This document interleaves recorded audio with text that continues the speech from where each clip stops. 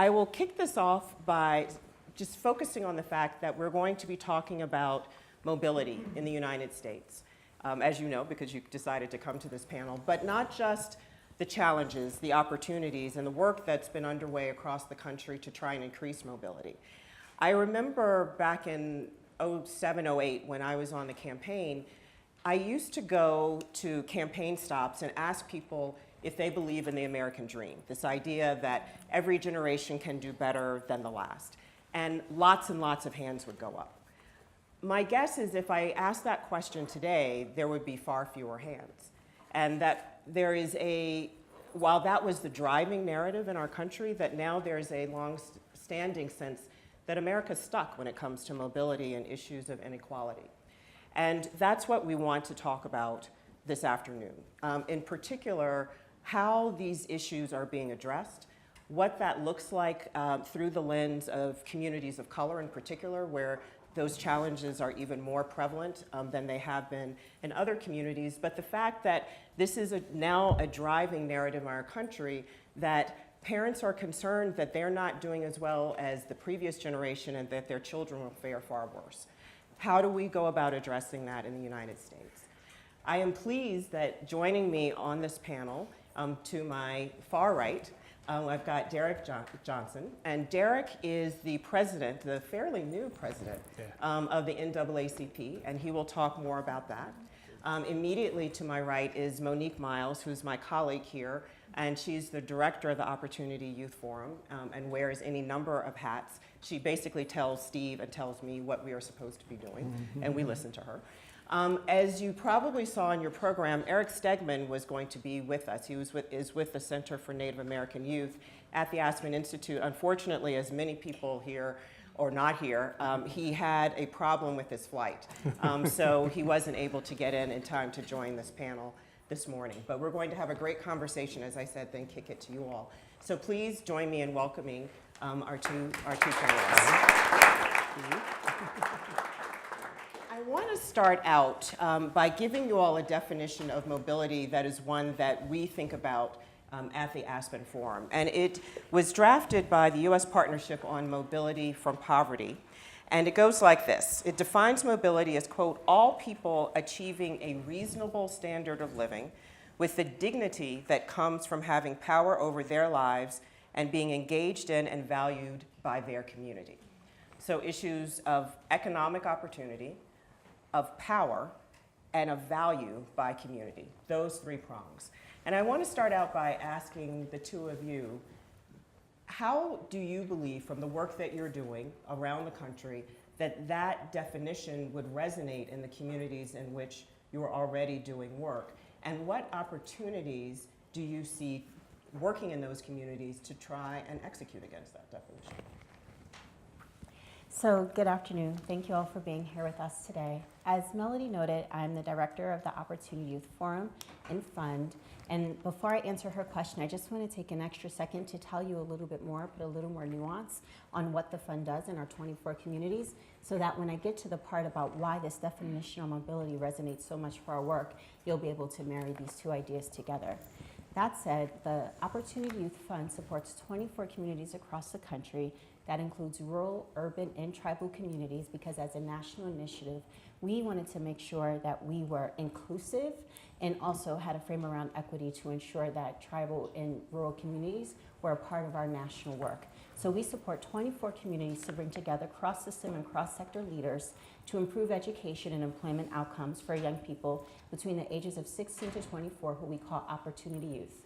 When we started this work several years ago, there were 5.8 Opportunity Youth, and over the last year, over the last several years, that number has been reduced to 4.6 million Opportunity Youth. While we are really excited about that progress, we know that there's still significantly more work to do. That 4.6 million equates to about 1 out of every 9 people who's currently out of school and out of work. So then our work at Aspen focuses on bringing together those cross-system and those cross-sector leaders in order to realign and in some instances redesign education so that it not only connects to employment, but it also, because youth at the center of this work, provides young people with the opportunity to be at the center of problem identification and solution design.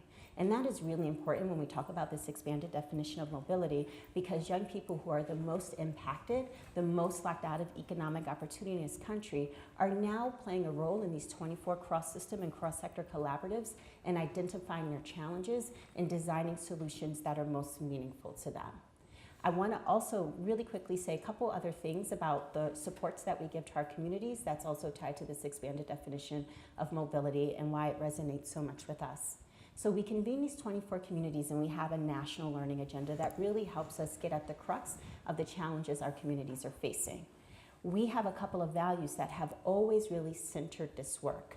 The first thing that we believe is that because the long-term outcome of our work is system change, one of our core values and beliefs is that our systems have inequity and injustice baked into them. So with our national learning agenda and the work that we support communities to do, we spend a lot of time focusing on what it means to have an equity lens at the center of this work that communities are doing. That's why it's so critical that youth are at the center of problem identification and solution design, because they know not only what challenges them, they have very good critical ideas about how to get across those barriers, beyond those barriers. At the same time, we also know that the more young people are engaged in problem solving, the more civically activated they are. So we can move from this notion of individual community change to collaborative community change. That also, frankly, becomes multi-generational and multi-systemic, because I talked about different system leaders like the secondary system, post-secondary system, but then we also are talking about the justice system, we're talking about the foster care system, and many other systems that touch the lives of our young people. And then we're also talking about generational leadership that's coming together across young people who are identified as millennials, and then also generations that have been working on this challenge for a long time. So community agency is activated in these collaborative models that we're supporting, and when that happens, we're also creating places of belonging for young people. So when we talk about this expanded definition, being valued in community is part of the collaborative problem solving that takes place. Our young people are organizing to get to better outcomes that are meaningful and relevant for them and for their own lives. So that's the power and autonomy piece that resonates deeply with the work that we support in communities. And then this economic mobility is core to the long-term work that we want to see. So at the center of this work, we also work closely with employers to change practice, to identify policies that can improve economic opportunities for young people that include upskilling and advancement. And again, young people also play a central role in informing that. So this sort of tri-pillar stool, so to speak, that is this definition of mobility, I would say, is at the core of the work we've been supporting communities to do over the past several years. And it's really important that we are bringing these strategies together so that young people can continue to push toward the visions that they have for themselves, that they have for their families, and that they have for their communities. Monique, what is it that they often say to us, kind of the phrase? Yeah, so their mantra is nothing about us without us. So we do very much hold that in our work, in our approach, and then the way that young people are able to show up and support it to show up in community. So Derrick, now new leader of one of the oldest and most revered civil rights organizations in the country, no pressure. No pressure, none. How do you think that definition resonates as you do your work, as you've looked across the landscape over the course of the last year or so that you've been at the helm, and what opportunities does it include? Right. Thank you, Melody, and I don't know how to follow up. So, Derrick Johnson, I am the president and CEO of the NAACP. I've been in this role since October, but I've been engaged with the association since undergrad in 1990, and I went to undergrad when I was 2, so I'm really young still. NAACP is a 109-year-old organization. And the question of mobility for me, growing up in inner city Detroit and living in Jackson, Mississippi, two realities where you can really gauge whether or not mobility is allowed to African American communities, low wealth African American communities, from an urban and rural perspective. So I have both realities of those worlds very clear. And one of the things I recognize as NAACP, we were established as a result of a mission seeking to provide more mobility for African Americans. In the backdrop of a civil war, in the backdrop of Reconstruction, in the backdrop of a period we call redemption, where former Confederate soldiers took back control of local governments and denied access to basic qualities of life. So that's the backdrop NAACP was created in. And as I've been involved with social justice for a very long time now, oftentimes we overcomplicate the problems that are confronting us. And what I've narrowed it down to is simply making democracy work for everyone. When capital is strong and democracy is weak, people get exploited for cheap and free labor. Diminishing one's opportunity to be socially mobile because the lack of educational access, quality educational access, is severely diminished. So you take the southern landscape. Education systems across the country, but particularly in the southern landscape, were created for the benefit of the prevailing industry in that state, in that region of the state. So agricultural-based economy, the whole system of public education was based on maintaining a cheap labor force. Mm-hmm. When I grew up in Detroit, education system was based on training factory workers. So we had an auto mechanic shop, we had all kinds of stuff. That if you want to learn how to build an engine in Detroit public schools during this time, there was a class to teach you how to do that. Now with this current political landscape and how toxic it has grown, we're finding that tax policy is truly suffocating the social mobility of many communities. And for me, it's about who gets taxed, who's not taxed, and what the tax dollars are spent on. And when you think about access to quality public education, we will put up all type of distracting arguments around charter schools versus public schools, this type of education versus that type of education, and we're not talking about how are we allocating our tax dollars to ensure all children receive a quality education. So when you look at countries that are growing in terms of the ability to provide greater mobility for their citizens, most of those countries, they have solved this problem and they don't have distracting arguments about who controls the money for education. They talk about how the money is used to expand quality. Finland completely renovated their model.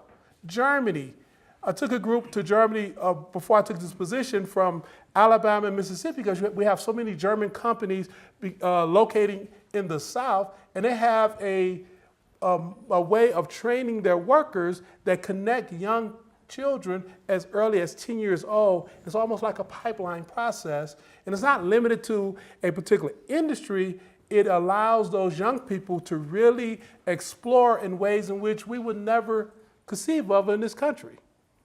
And so for me, it's NAACP, a membership-based organization. I tell people, NAACP is like a Baptist church. Black Baptists. It's a distinction, right? And the governance of a Black Baptist church, most Black churches, is congregational led. So every year at the annual meeting, the congregation can vote the leader out or keep the leader. The NAACP structure is that. It's a beautiful structure. It's a representative governance structure. What has happened over time with the organization, 109 years old, and you see these type of model leaders throughout history. It's an egocentric model and a community-centric model. Mm-hmm. And when the egocentric model controls the dialogue, people lose because people are disempowered, waiting for the leader to come and lead. A community-centric model allows everyone in the community to see their power and their contribution to ensure the quality of life that they're pursuing. So the issue of power is the ability to make things happen or prevent things from happening. Mm-hmm. With an egocentric leader, Martin Luther King, we love him, he was inspirational, but when King was no longer in the scene, everyone continues to wait, when is the next Martin Luther King going to come? And I asked the question, what did King do? He was inspiring, but he was only the best speaker at Philip Randolph's march. Mm-hmm. He was the spokesperson for the Montgomery bus boycott because E.D. Nixon and Vernon Johns and Rosa Parks had already created the atmosphere and said, get the King boy, he's not going to be here that long anyway. But you look at the movement in Mississippi, there was a Fannie Lou Hamers and the Vernon Damers and all these local leaders, some of whom we know anything about. They felt empowered to move public policy to increase their access to a governance structure, which is still struggling in Mississippi, but they own it. And social mobility for me is getting people to see that they are owners of government, not victims of government, so they can move the needle of public policies in ways in which they can truly have a quality of life to allow their future to be much more mobile than what it is. And I want to pick up on that, and this collective leadership model and definition that you talk about. And in fact, I've often used the March on Washington, Yes. the historic March on Washington, as an example of that for the very reasons that you mentioned. And I want to ask you all questions about collaboration. And collaboration across communities. We've talked about Opportunity Youth, and the youth we work with, you said urban, rural, tribal. They come from a range of races and ethnicities. The work of the NAACP. The issue that we're talking about affects many, many communities. White, Black, Latino, Native American, Asian American, the list goes on. And there have been wedges used to divide those communities. And when they have common mission and purpose. I'm curious what you all have seen and the tactics and strategies you all have used to try and knit those communities together in a collaborative model to try and address these challenges. And what have been the barriers to doing that? I can say for NAACP, when I stepped into the role, I made it very clear to our senior level staff that making democracy work for African Americans is making democracy work for everyone. And so as the debate around DACA was taking place, I met with the General Counsel, I said, we have to be in this fight. So we filed a lawsuit that ultimately was decided to, I think the administration have 30 days to justify DACA now, but that was our lawsuit we filed because as we began to look at the landscape, the very people who were going to be affected by DACA, they had no voice. It is a role of our organization to speak for those who cannot speak for themselves, and that goes across communities. When the issue of marriage equality came up, I was on the board at the time. We had to go into a closed-door meeting. And the administration was getting a lot of pressure because the vice president made a comment. The president then adopted a position on same-sex marriage. You had all these African-American preachers who want to condemn the president. We went closed door. And the beautiful thing about our board, it's a 64-member board. It's beautiful. I love it. I embrace it, right? Right? You're a good leader. That's right. We're not as large as ACLU. They have 87 members. Right? And the presiding bishop of the CME Church, who serves on our board, he was presiding bishop at the time, Bishop Graves. CME. CME. Define. Christian Methodist Episcopal, but it was first called Colored Methodist Episcopal, right? CME Church. And he said, I am the presiding bishop of the CMEs. And at the table of the bishops, we addressed questions of morality based on our view of morality. But when I sit at the table of the NAACP and we are having discussions around the policy of this association, it's about equal protection under the law for everyone. Issues of morality are individual choices and their religious beliefs, and we don't agree on that. But at this table, it's about equal protection under the law. So when we're looking at our work, we look at our work from that vantage point. Because we understand it can be this community tomorrow. That's right. It'll be our community That's right. next. That's right. And with that understanding, building collaboration is having a broader understanding of everybody, embracing everybody. Last point to this, I walked into the road. They said, what about Black Lives Matter? I said, what about them? Great. I know most of them. They're friends of mine, right? Well, don't you see them as competition? No. Social justice is not about competing against each other. It's an opportunity for more people to have their voices heard. And as a result of that, it is our role to embrace young people. It is our role to embrace other communities so long as we are seeking to ensure democracy work for everyone and everyone is truly afforded equal protection under the law. Yeah. So I would answer that in a very actually similar way, particularly regarding how we think about collaboration and learning across our network. So we recently convened our network in South King County, Seattle. And we actually had John Powell from the Haas Institute come and speak with our network. And John's frame that we have embraced across our network that actually I think really aligns with what you were just saying, Derrick, is targeted universalism. And that frame is really about how we are able to identify the needs that we have universally to set a universal goal like mobility for all or democracy for all, and then begin to really target our strategies so that they are really aligned with the unique needs of the cultures and ethnicities of all of the different people that we serve. So if you thought about, like, for example, maybe the goal right now was that all of us wanted to see over the ledge. And the truth is that just based on our heights, based on how tall we are, all of us might need different supports to be able to see over the ledge. And so for us, in terms of thinking about collaboration, it is about using an approach like target universalism that allows us to figure out how do you right-size resources so that people who have very specific and targeted needs are able to get those needs met while still universally focusing on those goals. And so I would say that it really is a similar democracy for all while really being very strategic about the deployment of resources, and it is very much against that sort of zero-sum mindset, and it's very much about how community is able to participate in ways that are meaningful for them while also universally being able to meet the needs of all. So I would say that that's a lot about how we've thought about collaboration within our network. And then the second part of your question was around challenges. And we spend a lot of time thinking about this because, particularly when we talk about economic mobility, social mobility, and particularly the anti-poverty work that so many of our communities are focused on, part of the challenge in our work for the young people that we serve has really, frankly, been around narrative change, making sure that people understand not only who these young people are, what they bring to the table, moving beyond just thinking of young people as assets and centering their voice, but the power that they hold and why it's so critical to cultivate that. So that's been part of the narrative change work. But then at the same time, there's also a historical story to tell that Derrick is speaking to about the policies that have historically created the type of structural barriers that our young people face that have also been barriers to social and economic opportunity for our young people. So I'd say one of the biggest challenges that we support our communities to work on in this work is the narrative change piece and being really clear about how we tell our stories. Because what narratives are and what narrative change work is the opportunity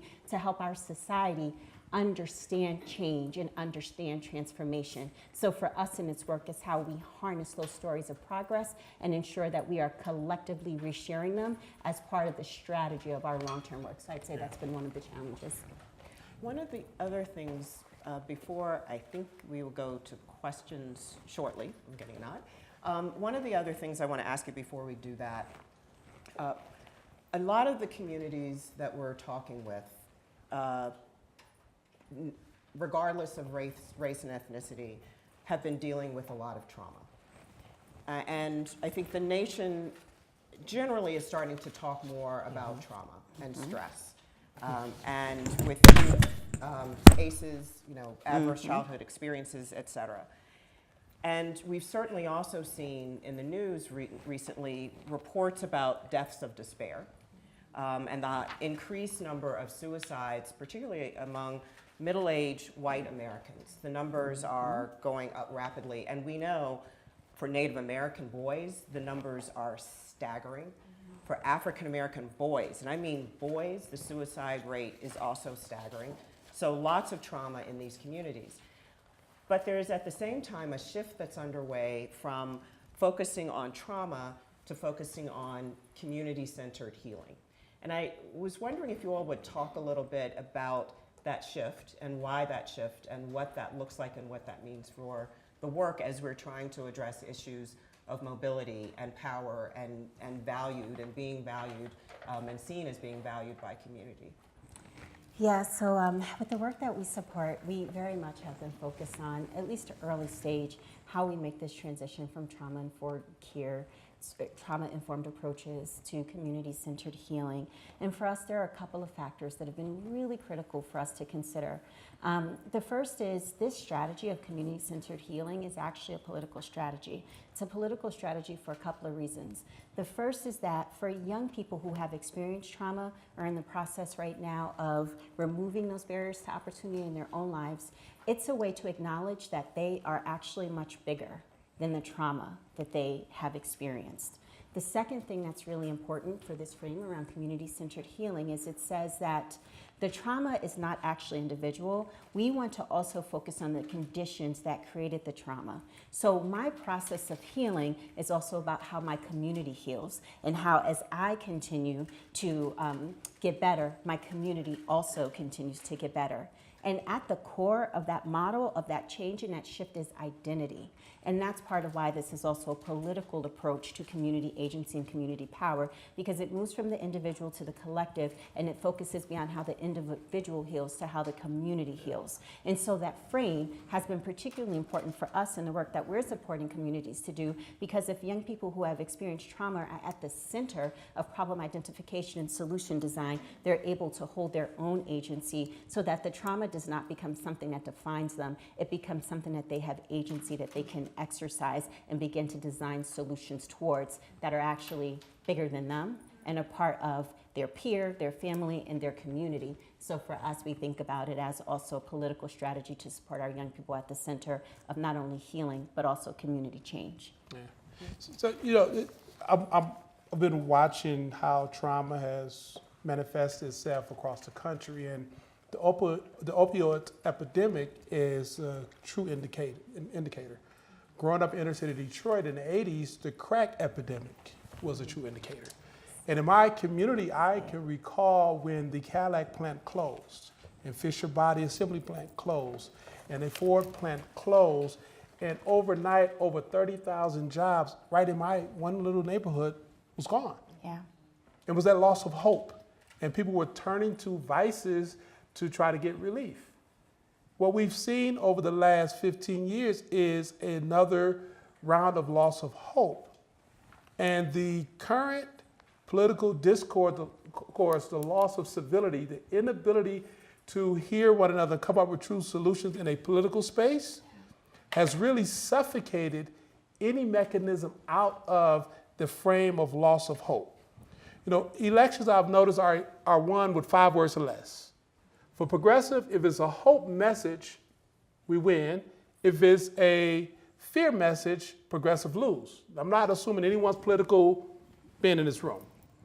So yes, we can. Hope message, people feel as if there was an opportunity.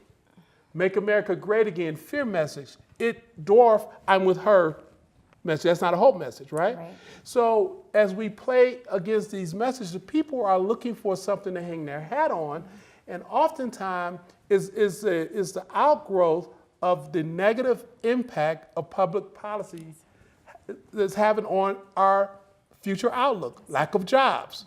Our education spaces are no longer places of hope for far too many communities, so they have nowhere to turn. Far too often, this is a challenge. Those of us with the means or organizational affiliations or academic background or wealth, we start with the in-game conversation and not the process of how to get there. We will have a policy discussion before we have the politics lined up. And never want to talk about how to get the politics lined up because that's political. Truth be told, we can never get to the policy fix if we don't get to the power question. Because if we're only talking about the policies that need to change, that's just an academic exercise. We have to talk about how to change voter engagement in ways in which people can see a hope message in how the outcome of an election can impact their future. Presidential election, high watermark, is nothing but marketing. It's a Coca-Cola sized budget. Midterm election, less money in the game. It's an RC Cola sized marketing budget. Some of y'all know RC Cola, right? Yes, we do. You have to know about it to go get it. That's right. And so we have to change how we really exercise this system. We should have compulsory voting in this country. We should completely do away with voter registration. It is a vote suppression method. Why should someone fill out an application to exercise their right as a citizen? We should do away with restrictive polling. Why should someone get off work and drive past 3, 4, 5 polling places to cast a ballot when the technology should allow us to cast our ballot anywhere we exist? And why should we contain voting in too many states to 12 hours during the work week? The method of how we ensure democracy is carried out within itself limit the voices of those who should have input on the public policies impacting them. And because that limit is in place, when democracy is weak and capital is strong, people get exploited. If we can strengthen democracy, we can put capital in check and opportunity grows. And elections are lagging, not leading indicators. I mean, they are telling us something broadly, as you were talking about the power question, about what is also happening in our culture. Yeah.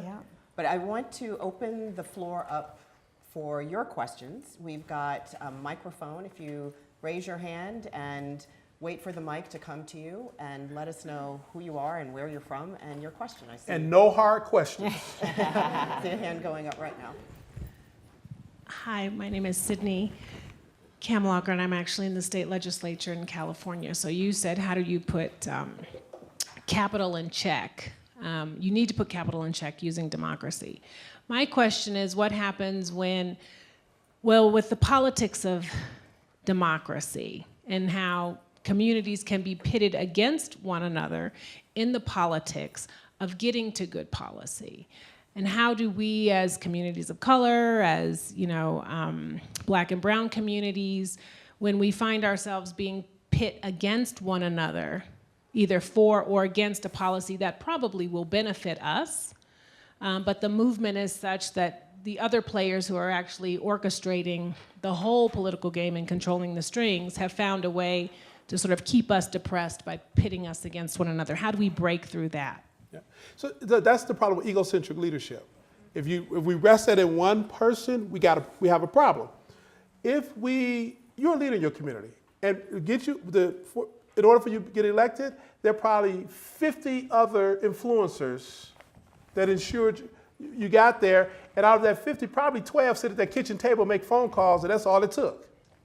We have to begin to have these type of discussions with those individuals across communities, so when the messages come from social media, radio, television, can penetrate relational organizing. Relational organizing is the most effective way to move the needle. When my wife go to Kroger on Highway 55, when she walked to the organic section, what they doing away with because of Whole Food, that's evil. I want my organic section in Kroger. She will be stopped by the lady who stocks shelves. Who are we voting with? Whoever my wife says, she gonna say, I thought so. That's who I was gonna go with. She wasn't gonna go with her, but she was waiting for the validator, my wife, to come to Kroger to tell her, and there's 3 other people in Kroger every election cycle.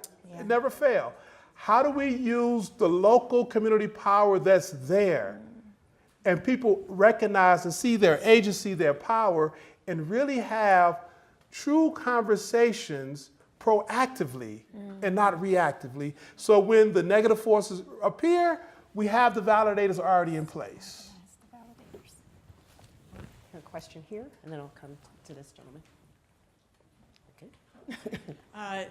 I wrote down one of the first things that you said, and I want to pick that back up, an equity lens. Yes. How, if you are not skilled at identifying places where your institution or your programs are not equitable, can you give us some guidance how you do that? Those institutions are all accountable to something or someone or a set of people, right? So we have to lean into individuals, institutions that's accountable and move away from individual institutions that's not accountable. And an institution that's not accountable, there's no interest in an equity lens if it don't meet the outcome they're seeking. So we got to pull away from those and really invest in the institutions that are accountable to a set of factors. And once we know those set of factors, make sure that it's applied. It's not easy, and it takes time and effort, but we have to do it across the board. Monique, do you want to talk Yeah. a little bit about? So I'll say, at least in our work, actually building off of Derrick's point, one of the things that we tried our best to do was to find those community leaders that he's talking about that not only were really aligned with the goals and the mission of our work, but had the relational capital that he also spoke to. So they had some infrastructure in place to be able to really convene different groups, and they had some of that social capital, to use this cachet, to bring people to the table so that they were able to begin to move this agenda. Now, what I will say is that that's not the same in every place, and not everybody's bought into this. And in those places, the language that we used to use back then was to bring together the coalition of the willing, so that not everybody necessarily in your community is aligned with this agenda, but if you can find those one or two people who really do see the goals, the value in this, they understand why this equity lens, this equity work is so critical actually to the long-term health of your local economy, your state economy, our national economy, then that's also where you can start. And as you start together and you continue to build that small coalition, that can also be a way that we've seen in our network of communities to get to better outcomes over time and bring some of those less willing actors along. Yeah. Great. And there's a hand over here, and then this gentleman, and we'll move back over here. Hi, my name is Brenda, and I am a DC organizer. So I organize with the immigrant community in DC. And one of the biggest issues that I face when I organize these folks, because I organize youth from very different countries, not just Latino. I have a lot of African immigrant youth that I work with, a lot of Asian youth. And recently, when we called out the mayor of DC on her politics against immigration, the year after, we didn't receive any funding, right? So it's like, how do you address that? Because yes, we want to do relational organizing, like you said, and organize across communities, but there are folks who see that as too radical. Like she said, they don't want us to get our communities together, so. I would say every movement starts with a group of radicals that are outcasts at some point. It's the risk of doing the work, right? So see that as a victory, not a setback. And also understand that when you're taking on a voyage to change systems and the status quo, there will be repercussions. So we'll always have to factor that in. And the pennies you lost, if you tell your story properly, you can gain many more dollars. So continue to do the work that you're doing. And then go here and here. Hi, my name is Carlos Margvera, and I live in DC, and I'm originally from LA. I wanted to touch on what you were talking about, making democracy accessible for all, and in particular, like a lens from public service. I went to college in DC, and I interned on the Hill at the White House, and it was always unpaid, and I realized that most of my classmates that were African American, Latino, Native American, poor white kids were not able to take those internships. So how can we make public service more accessible? Because we always talk about, we need more people of color in college, but we don't talk about the fact that most staffers on the Hill or state capitals are white. And from voting rights to access for healthcare and all that, that all goes back to politics. So I actually started an organization called Pay Your Interns 2 years ago to push Congress and other organizations to pay their interns. And we've had some success, Cory Booker, Kamala Harris. And we actually just got the Senate to appropriate $5 million for 2,000 paid internships for next year. Good. So the next challenge is how do we get communities that never saw this as an opportunity to be able to apply for this? But love to get your feedback. Yeah, thank you. I wish you would have done it this year. My son is doing an intern now. Right. And literally, he's going to be paid $1,400 for the summer. His rent on campus is $1,200, and that's not factoring how much I got to feed him. That's right. I won't feed him once a day. Still costs more than that. Congratulations. That's a great thing. I interned on the Hill, right? When I was in law school, through a fellowship with the CBC. Yes. I did for a year, $15,000 for the entire year. Right? So I bunked on someone's couch. It is unfair, unfortunate, and the level of exposure a young person get as a result of working on the Hill, you really can't pay for that. So how do you get the word out? Every African-American community, Latino community, we have traditional institutions that we overlook. The Black church is still a strong pipeline of information. what we call the Divine Nine, the fraternities and sororities, African American fraternities and sororities. It's a lifelong commitment, right? It's a lifelong commitment. That's another key pipeline to get the information out through. In NAACP, we have 2,200 units across the country. Oftentimes, we look at the not-for-profit sector as this elite group of funded entities, and we don't honor, respect the traditional entities that keep our communities going. The Latino community the same way. Church, yeah, I grew up in church. You know, That's our community center. and it's segmented, you know, whether it's the Puerto Rican community or the Guatemalan community, we all have our historic and traditional pipelines of information. We have to simply plug into it. They'd be happy to hear about paid internships. Yeah. So can I just add to that, actually? It's at least an adjacent point. It's not directly, but I do think we also have an opportunity to also think about what national pathways to service look like. That is also really important for how we continue to create opportunity for young people who are traditionally underrepresented in those opportunities as well. And I would posit that that's also the opportunity to do local advocacy, state advocacy, and certainly federal advocacy in terms of who just has opportunity to take off a year and get paid, you know, a very small stipend that actually is a pathway into potentially the nonprofit sector. Minimally, it's going to expand your social capital and your social network. So I would just say that there are opportunities to think about adjacent ways that we can organize to get to better outcomes that can create more pathways for underrepresented groups to get into these types of opportunities. So what I want to do, these two questions at the same time, this gentleman and this woman, if you both ask your questions to the panel and they can respond. Any or all of you can answer this question. So my question is, okay, so what happens when we get the politics right? What do we do once Congress and our executive branch start to work together again? Like whether it's perspective of youth or your membership or your coalition more broadly, or your old hat as a policy advisor, like what are the big rocks that we should all be thinking about? Okay, when we do catch this car, what are we actually gonna do once we get into it and start driving? Okay.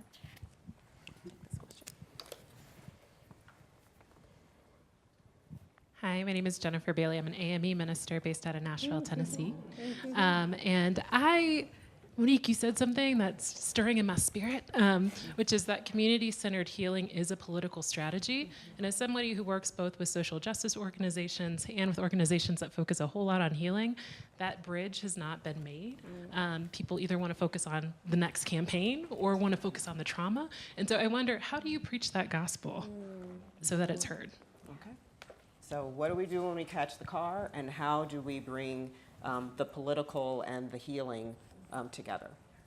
I'll say what we do is the same thing the Cato Institute do and Heritage Foundation do. We aggressively pursue a course of action to implement the public policy we think best represent our need and interests.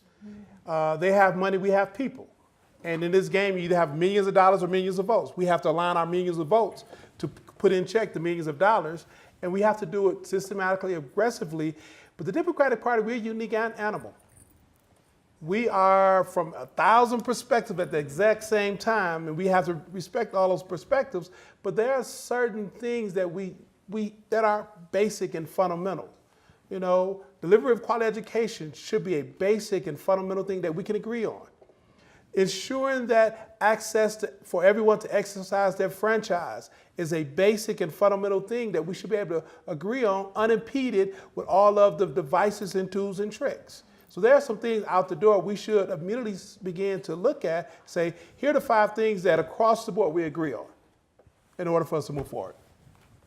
And for your question, how to marry politics and healing, you know, at least in our work, it is honestly why young people have just been so crucial, like in some ways almost the balm of this work, because they are the ones who are saying, this is the only way to move forward, is to resolve this trauma and to really organize around the political gains that we want to see. You know, we partner with this national network called Opportunity Youth United. It was started by all of these national youth-serving nonprofits like Youth Build that have a really strong youth development element, but also youth agency, youth empowerment element as well. And it was created by former Opportunity Youth that essentially have gone on to organize these community action teams, and they have an entire political agenda that is as grounded locally in the work that they want to see communities do as it is nationally. And those young people together have said that this community-centered healing approach is really critical to how we are going to achieve these political gains. So I would say, at least for us in our work, that's why it's been really important, because I think rather than having adults say, you know, this is really important, young people are out front saying, this is the only way to move forward, because as I was saying earlier, it's bigger than the individual. It connects us to our peers, it connects us to our family, and most importantly, it centers the vision that we have for our community. And the thing I'll just add, and unfortunately we have to wrap up, and going to your question, and this may sound odd for someone who spent 20 plus years in Washington and worked on campaigns and in a White House and the Senate and the House, is that I think we also have to go deeper than politics. And we have to go beyond election to election to election and look at the root cause of what's happening in our society and build coalitions that are multiracial, multi-ethnic, that speak to the needs of broad majorities of people. And I think that is the friction, and there are wedges that have been historically used to divide. And once we start to get at that, then we can build majorities around policy solutions, and I think in an even more effective way. Elections are, God knows, important. Voter register, all of that's important. But what's happening right now, in my opinion, is much, much deeper than that and has to be addressed. I agree. So with that, I am going to ask you to help me and thank Derrick and Monique.